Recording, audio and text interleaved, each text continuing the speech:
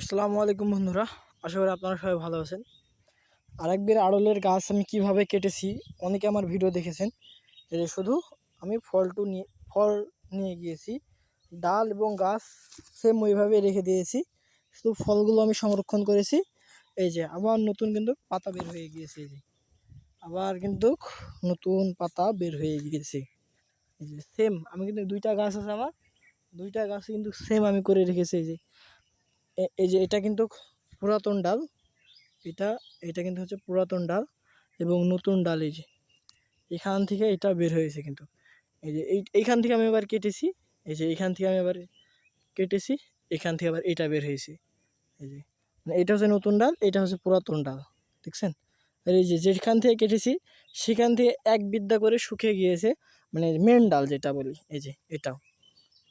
তো ওই গাছটা আমি একটু আপনাদেরকে দেখাই, তাহলে আপনারা বুঝতে পারবেন কীভাবে আমি গাছটাকে কাটিং করেছি।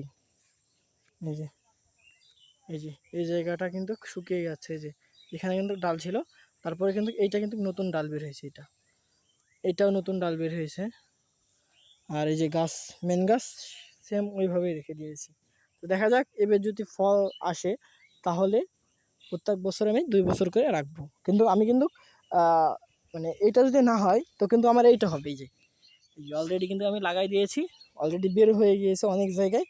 তো এই যে দেখা যাক কী অবস্থা হয় না হয়। তো আজকের ভিডিওটি এই পর্যন্ত, কি দেখা হচ্ছে অন্য কোনো ভিডিওতে, সে বন্ধু সবাই ভালো থাকবেন।